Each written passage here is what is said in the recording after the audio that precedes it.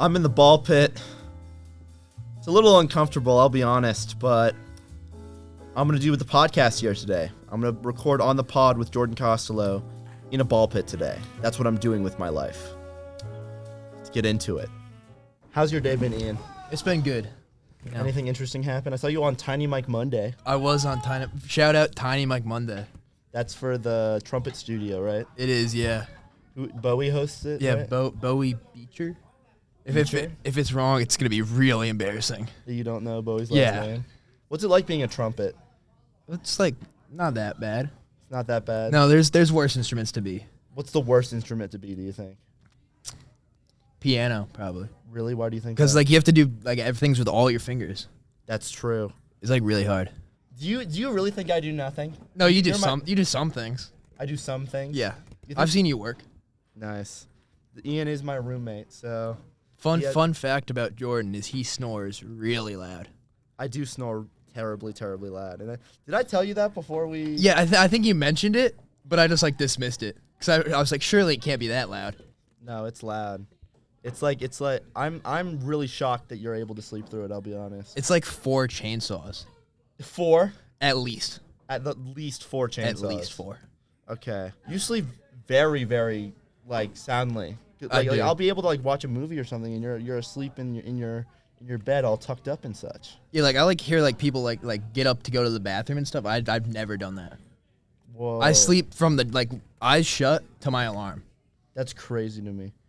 I remember your alarm when we first started rooming together was so awesome, and now it's slightly less awesome. Well, yeah, it was like a song, Yeah, it was Them Bones. Them Bones, that's right, yeah.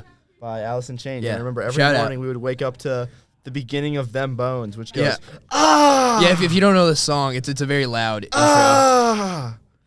It starts with just like screaming. Yeah. And that's why it was a really good alarm. Yeah. But it got to a point where whenever I would hear the song like mixed in my playlist, I would get like PTSD from waking up every morning. The worst part of the day, waking up. It truly is the worst part of the day. You think so? I think one of the worst. Because like if it's like cold in the room and I'm so cozy under the blanket, the ball pit's an interesting place. You think? It's like kind of comfortable. But like at the same time, I'm very afraid of a needle or something. Oh my God. I never thought of that. I'm never going to be able to forget that there might be a needle in there. There could always be a needle in the ball pit. God, I hate that. I'm upset that you've told me this. What are the rules of the ball pit? Ethan, could you read out the rules and I can repeat them on mic? Or I can just read them as well. It says, and I quote, "Empty your pockets before you enter the ball pit." We did that. I did do that. Yes. Please be respectful of the space and others that may want to use it. I feel like we've been pretty... We're respectful. We're respectful. We're respectful folk. Please keep a respectful volume in the ball pit. You were yelling. I was yelling. You did sing the song. Bit, and I did sing the song, so I don't know about that. Maximum of 8 people in the room at one time. There's less than 8 people in here. But I feel like as we've like been in the ball pit, there's been more than 8 people. Yeah. You know? I've been in the ball pit previously with more than 8 people. Yeah, I know. If multiple groups are trying to use the room, there will be a 15-minute time limit. I feel like when we walked into this room to start the podcast, there were people in the ball pit. I think that's the only time ever I've seen other people than us in the ball pit. Yeah. It's always been barren. Empty. Whenever I'm in here, it's up. You have my permission to throw one at Ethan. I'm so glad you gave me permission. Oh, he caught it. It's a war zone here. Yeah. I feel like I'm in the trenches. Yes. Ithaca College and the College Campus Center are not responsible for any lost or damaged property. They're covering their butts. Yeah, I understand loss, but like, what's getting damaged in the ball pit? You? What if you get hit in like the eye or something? You get like a black eye. That's what the glasses are for. That's the only reason I wear glasses. So when I get in ball pits, I can't like get hurt in the eye. Really? Yeah. So you could. I have perfect vision. You have 20/20 I have 20/20 vision, but I gotta be safe. You gotta be safe. That's Yeah. fair. That's fair. Oof. What's it like producing my podcast, Ethan? It's genuinely wonderful. One of my favorite parts is when we pick where we're shooting, because I think the appeal of On the Pod, and you'd probably agree as the host, is that each place offers new people, new environments, and the ball pit is definitely the worst place that we've picked so far. You think? It is so humid. I am so uncomfortable right now, and I'm surrounded by balls. And if there's one thing I want to be, it's definitely not surrounded by balls. There might be a needle in here.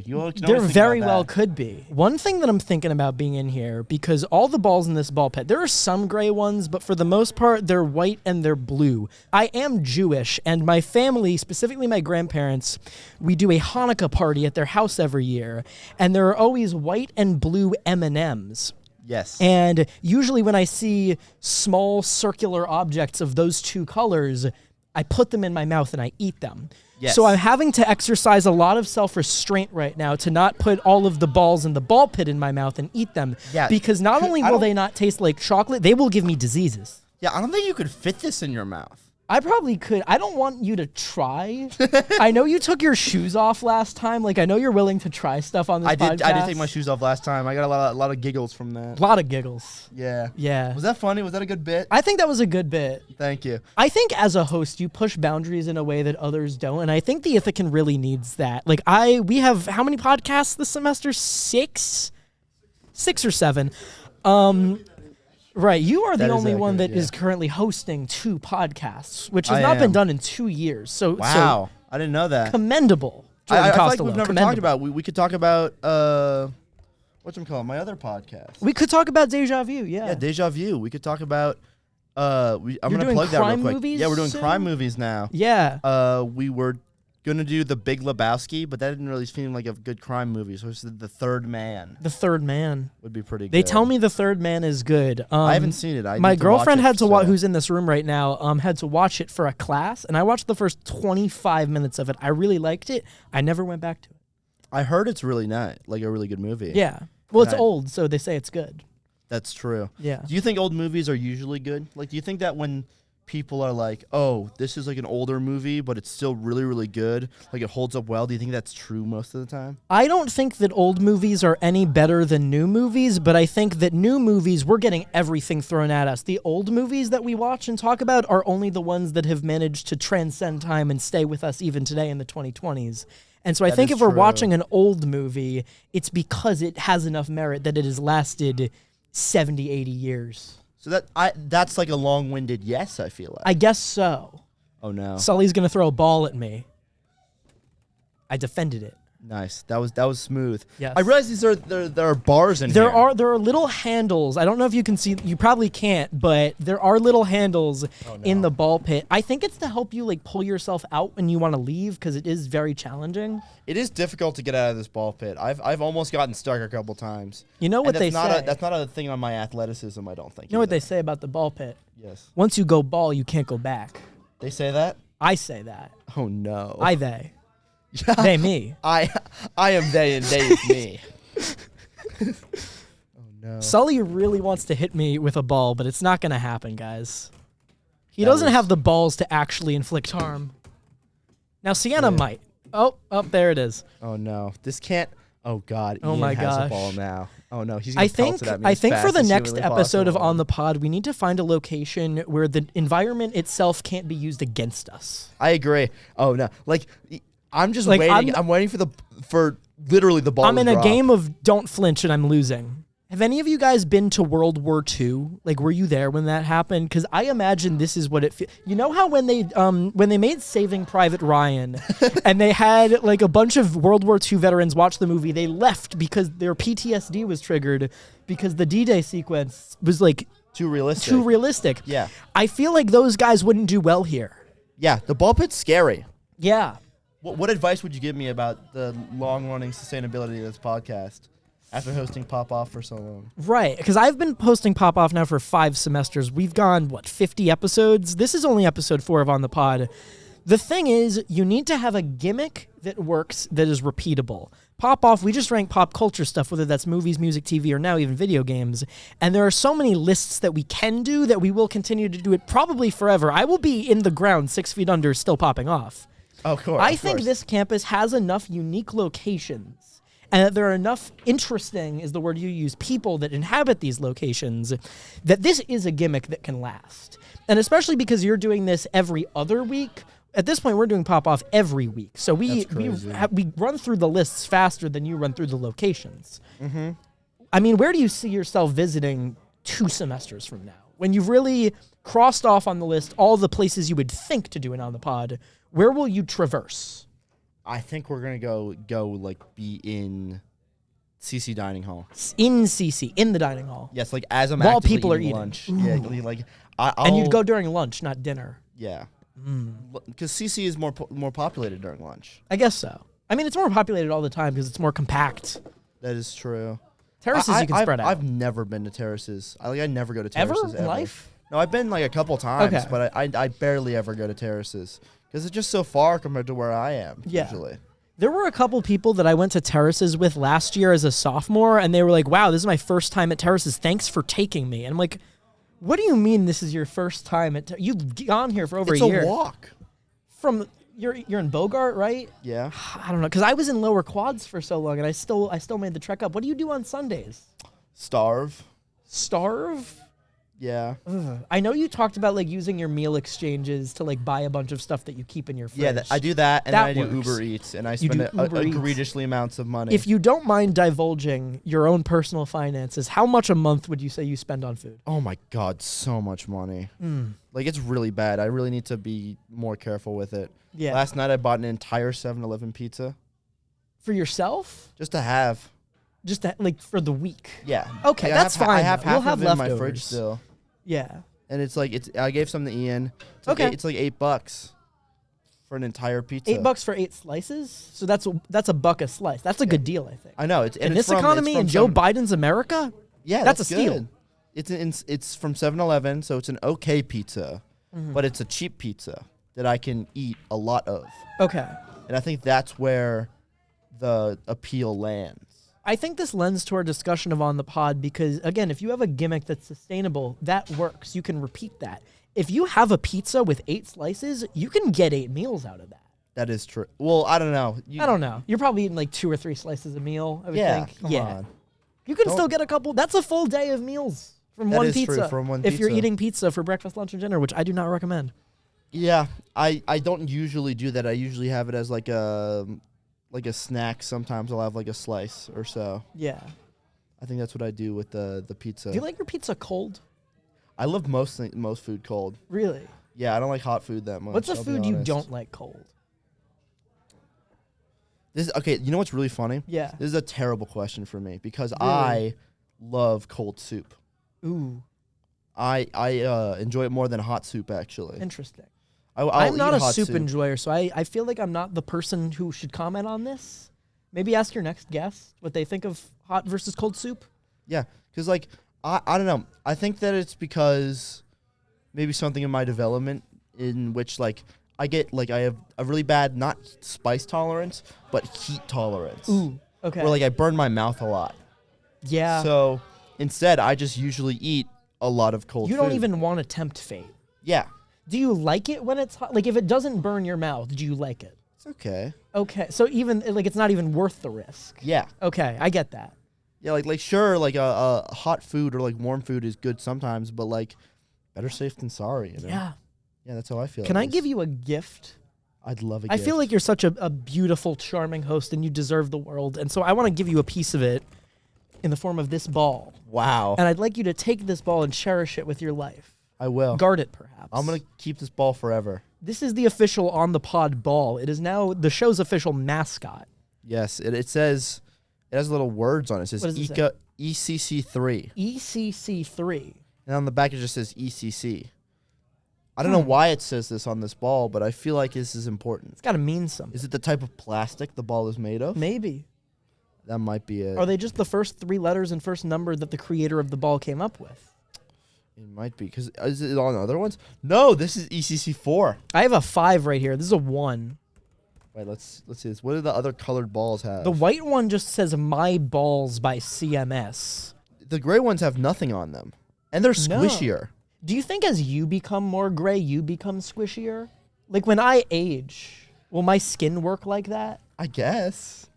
I don't want to think about aging.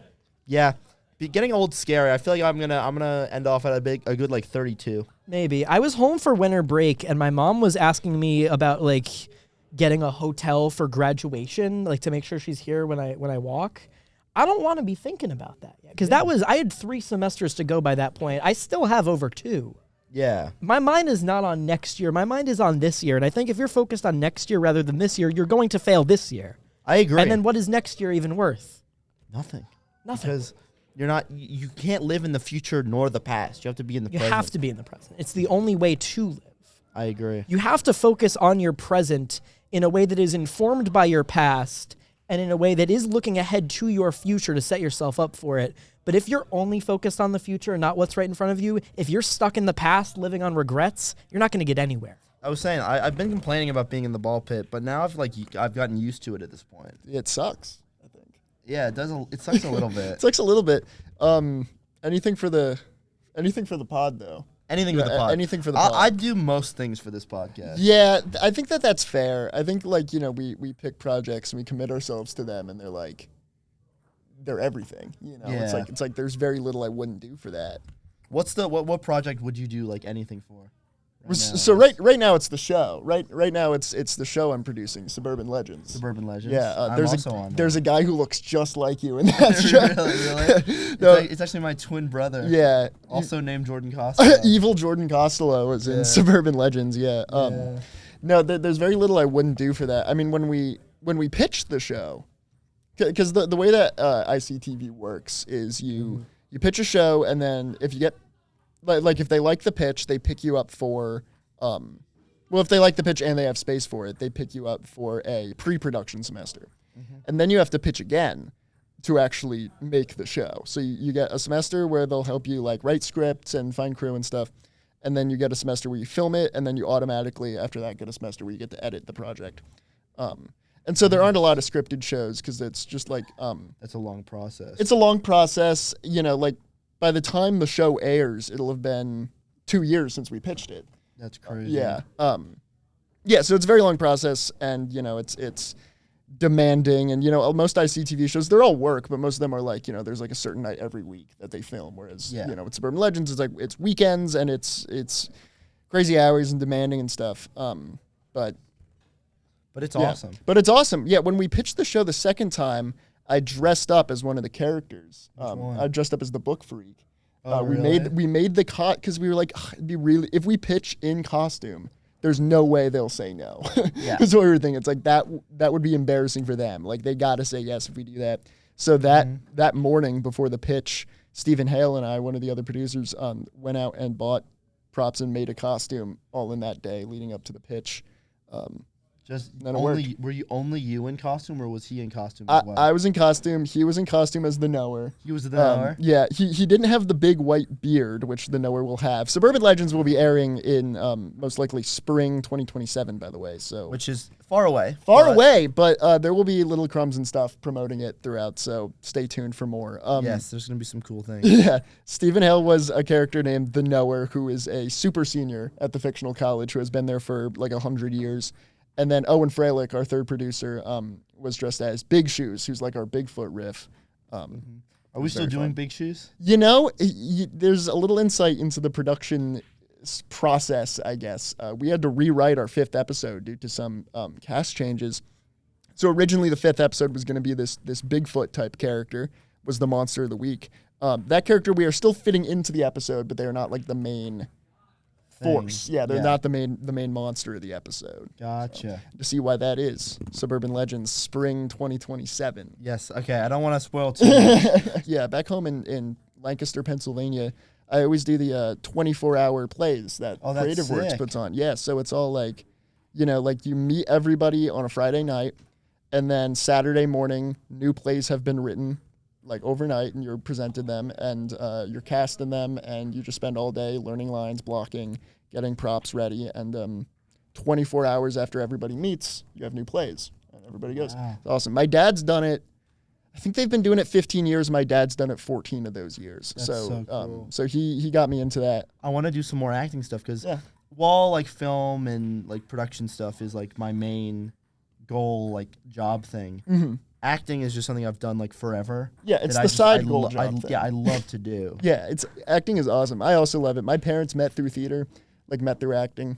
Oh, that's awesome. So it's I always say it's in my blood. You know, Yeah, it's, that's it's great. It's yeah, it's wonderful. It's one of my favorite things to do. But I also like spend my time studying production stuff, and that's just what I end up doing more. But I love acting. I've acted in a number of short films in my time here, which I always enjoy. I always say yes to. The craziest thing that I've done for a short film here was I didn't even really know the people running it. They were very nice people. They just kind of asked me randomly if I would act in it. And the character I had to play was the devil. Okay. And most short films with the devil, they just kind of do eyeliner and like a red costume. Did you get like fully into I got fully red. That's so My awesome. face and hands were completely red. And it was awesome. It was does so sound much fun. sick. It was just you know, I'm not used to having any makeup on, let alone so much. Yeah. That it was a real struggle to get the makeup off. That was the big Yeah, issue. I see. And it's so much of it. It's so much of it. Yeah, as red as a person can get. There's really no exaggerating it. I'm as red as a person can get. And there was like for weeks people would be like, "Hey, you know there's red in your ears?" That's crazy. And it's like, yeah, I do know that. I do know that there's only. I had a professor. I had to walk up to the front of the class just like sign in for attendance that day, and they went, "Sully, you look cold," because I look just a little bit of red. There's just a little bit of red everywhere in my face, and my eyes are a little dark. Yeah. God. So I actually don't know if I would do that for Suburban Legends, but you know, it's fun to commit so hard for something. It is. Yeah. What's the most accomplished you've been with the character you've played? Ooh, that's a great question. Most accomplished I've been with the character. I can go first. If Yeah, you'd please like. do. Yeah, because I'd say, do you know A Midsummer Night's Dream? Oh yes, it's my favorite Shakespeare play. I was Nick Bottom. You were Nick. Yes, you were Nick Bottom. That makes so much sense. Yes, Yeah. I was Nick Bottom. I had to get turned into a donkey. Yep. It was so much fun. It was the most because you know Shakespeare's hard. Yes. Shakespeare's very difficult Yes, it to is. do because no one really understands what you're saying when you're doing, especially a comedy part, Right. like Nick Bottom. Yeah. It's hard to get reactions. But you know it's funny. There's Yeah. something funny there, undeniably. There's something funny undeniably, but no one like in the modern age, no one like really gets the punchline. Right. So it's all you have to like be super physical to Yes, do yes. Shakespeare because it's all like if no one understands what you're saying, you have to like construe what you're saying through not only words but through actions Yep. and movements. Mm-hmm. So it was just so much fun and I was like the only one who got like a bunch of laughs in Yeah. this Shakespeare project. Well, I mean, and that's why like Shakespeare is so important, is because if you can get that down as an actor, like the physical stuff as much as just the line readings, then you're like in such yeah. a good place. I agree. Yeah, I had a project in like it was like the 7th grade that I studied Midsummer Night's Dream, and I had a friend who I always think like is kind of Nick Bottom come to life, and he Yeah. was in my group, and we had to write a song about a character, and we got Nick Bottom, and I wrote the whole thing. And he to this day takes credit for it. Really? Yes. Oh my God. He to this day takes credit that he wrote the Nick Bottom rap. It's a rap? It was a rap. Oh, that's Yeah. awesome. I don't remember any of it, but I know I have a paper somewhere and it's clearly my handwriting. And he's always like, "No, yeah, I wrote that."